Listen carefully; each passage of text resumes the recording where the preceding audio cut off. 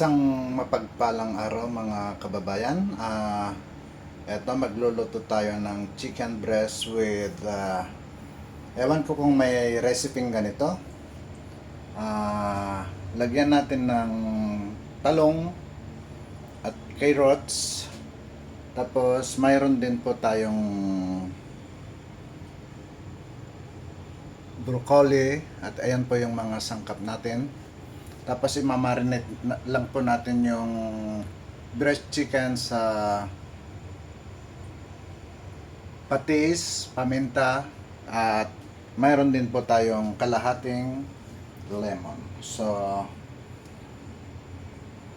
yan lamang po. Samahan nyo po ako sa aking pagluluto. At paki-comment lang po kung tama ba yung aking mga gagawin sa aking recipe.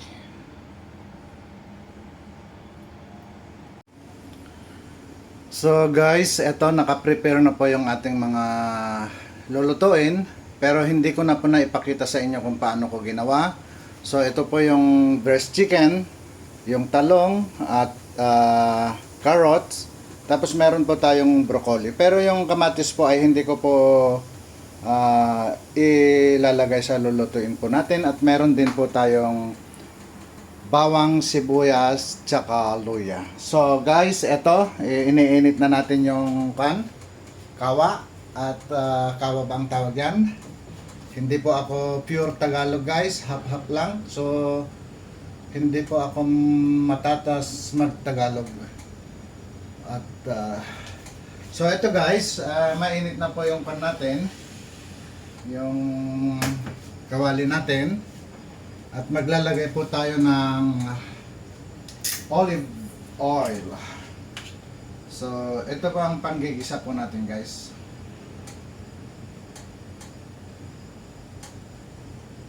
Konti lang. So ayan guys, hindi ko alam kung may ganitong klaseng luto, pero itry ko lang at tignan natin kung mag-click ba. So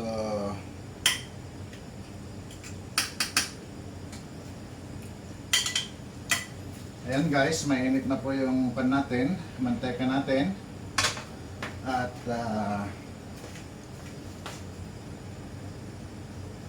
ilalagay na po natin yung pan. Ito guys, hindi ko alam kung ano ba talaga ang maunang ilalagay. Luya, bawang, sibuyas. Pero para sa akin, pare-parehas din lang yan. Total, magkikita-kita rin lang naman sila sa kawali. Tapos, sunod natin guys yung bawang. At yung sibuyas po. Tapos lutuin lang po natin ng konti yung nilagay nating ricado, at saka po natin ilalagay yung minarinate po natin na breast chicken po guys. So ito po,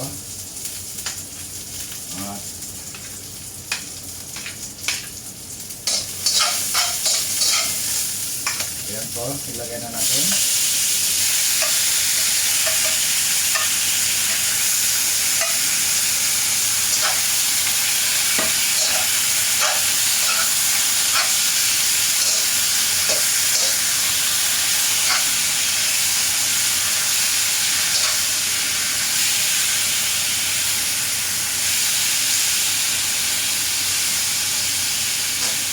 Lulutuin lang po natin ng konti.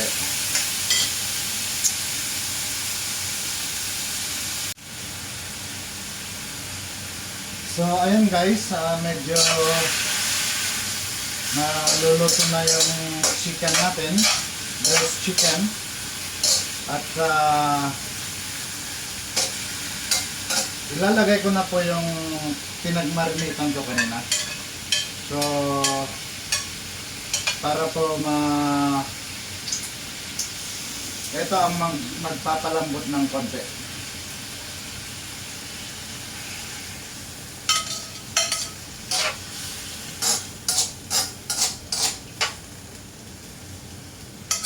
Ayan po guys, hindi po isang tutorial ito, pero gusto ko lang i-share yung aking knowledge sa pagluluto.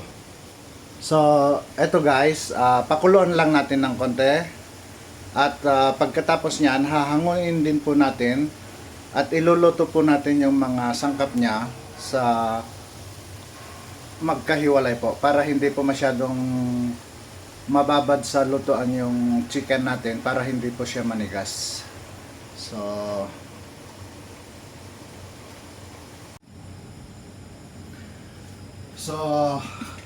ito guys, since luto na po yung ating manok, ay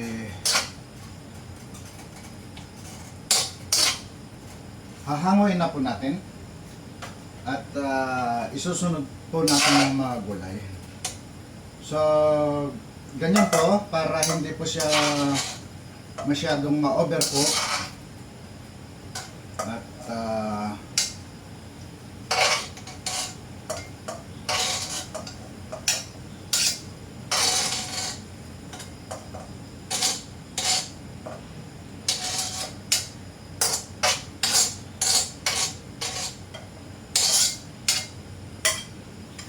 so ilalagay na po natin guys yung carrots.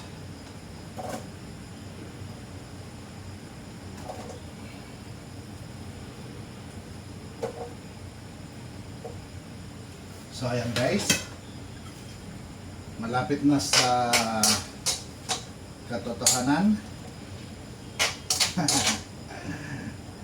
Ito yung sinasabi nila na lutong sinubukan. So ito guys, yung yung chicken breast natin ay luto na po yan. Pwede na pong lantakan. Pero ihalo po natin sa gulay para yummy.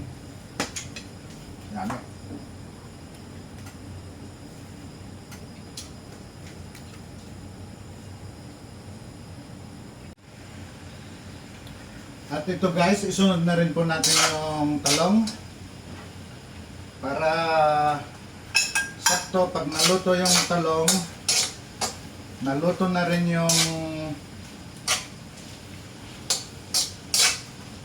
carrots, at isusunod po natin yung broccoli. So ganyan lamang guys. At magdagdag tayo ng konting tubig kasi parang matutuyo po yung ating niluluto. Ayan po.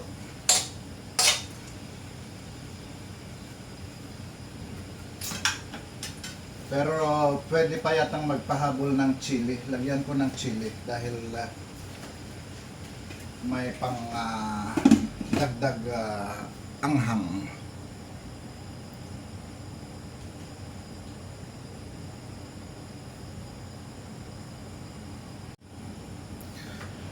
So ito guys, madali lang naman lutuin yung talong guys.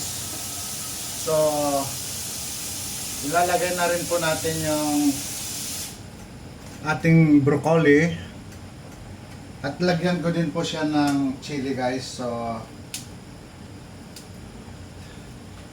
tapos ilagay ko na guys yung ating broccoli. Ayan. So sa mga nanonood dyan, baka pwede pong paki-comment kung ano po yung mali at tama kong ginawa guys. Hindi ko rin sure kung itong mga gulay bang ito ay pwedeng magkakasama guys, pero try natin. So ayan guys, lulutuin lang natin ng konti. May tubig pa naman, so kailangan pa natin lagyan ng konti para hindi matuyo.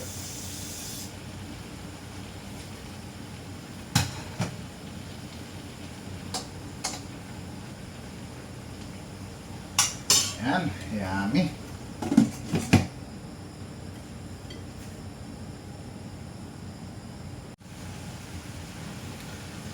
Ito guys, malapit nang matapos. So,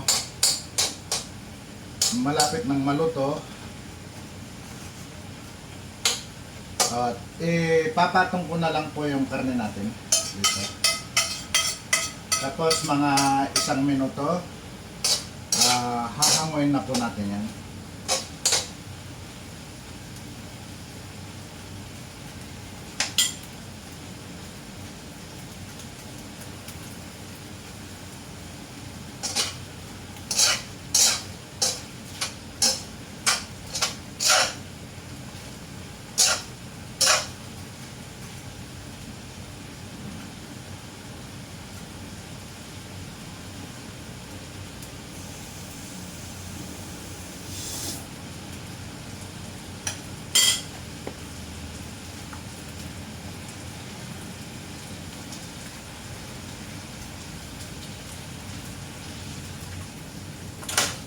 So ito guys, luto na siya.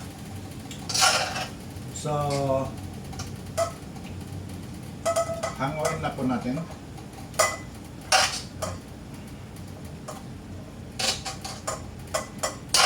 So ganun lang kadali magluto guys ng pagkain. So ito, isa pang matatawag na healthy foods dahil yun lang po, simple lang po ang kanyang sangkap. Ay, wala tayong malaking... Wow!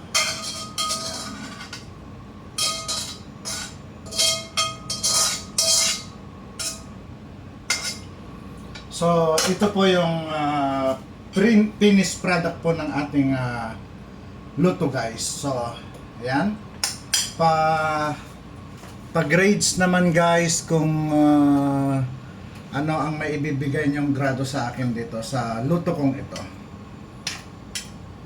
Pero hindi pa po dito natatapos ang ating pagluluto guys. So ito ngayon ang isusunod nating lulutuin guys. Bali secret muna pero makikita nyo rin. So hindi na magiging secret. Lagyan natin ng mantika. So ganito lang guys ang mabuhay, gustong mabuhay dito sa mundo. Parang totoo madali lang po magluluto. Basic lang yan, hindi po pinag-aaralan. Kung interesado ka sa mga gawain, madali lang yan.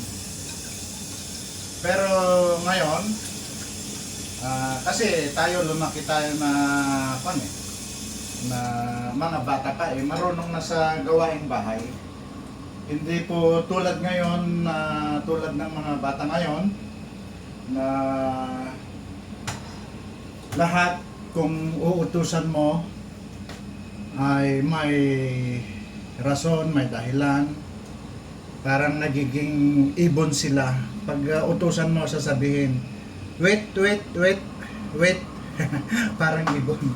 So, guys, ito yung isusunod nating lulutuin. At,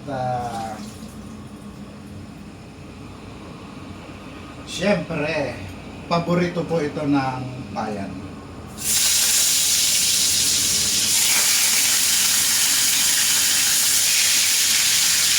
Actually, nagdadayo tayo guys, pero hindi talaga maiwasan. May time na hahanapin talaga.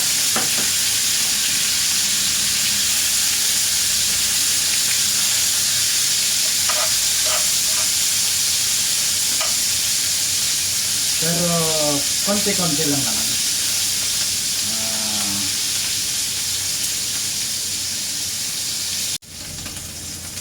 So guys, eto paluto na yung mga priniprito nating tuyo.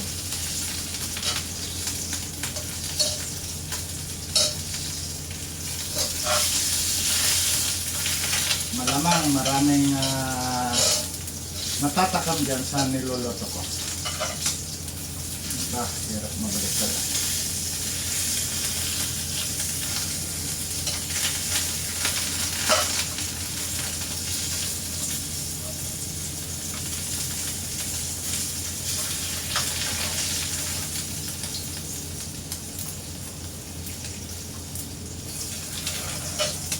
So, ito guys yung finished product ng tuyo natin.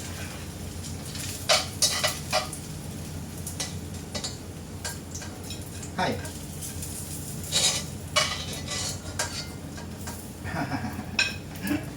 Guys, ito na. So, mayroon po tayong isusunod dyan. Baka akala nyo tapos na tayo.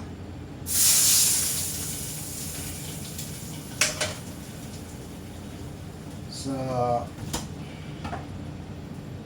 konting-konting na lang guys. Maluluto na ito. Matatapos na ito.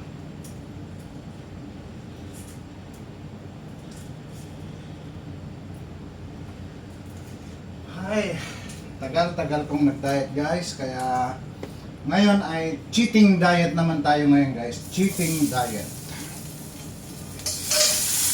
Pero control pa rin. Hindi tulad ng mga nakaraan kung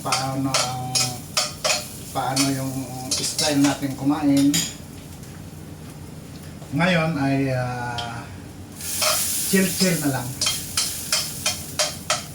Kasi kaninang madaling araw guys, nag-jogging ako from 4 AM to 8 AM na ako nakabalik dito sa boarding house. So ito guys yung sinasabi ko na twist ng aking pagluluto ngayon. Magsasanag po tayo sa wow, para makaparami tayong kain dito. Magsasanag po tayo sa ating pinagprituhan ng tuyo. So,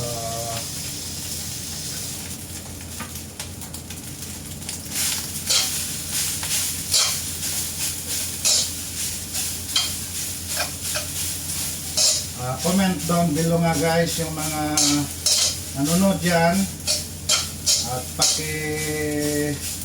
like, subscribe din ang Ninong's Vlog channel at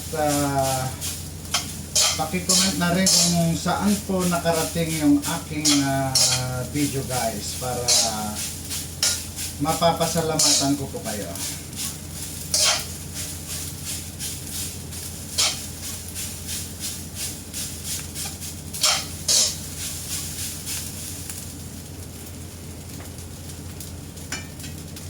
So, ganyan lamang guys, kasimple magluto. So, ito na po yung ating niluto. Mayroon din po tayong sausawan na kamatis po para sa tuyo. At ayan po yung tuyo natin.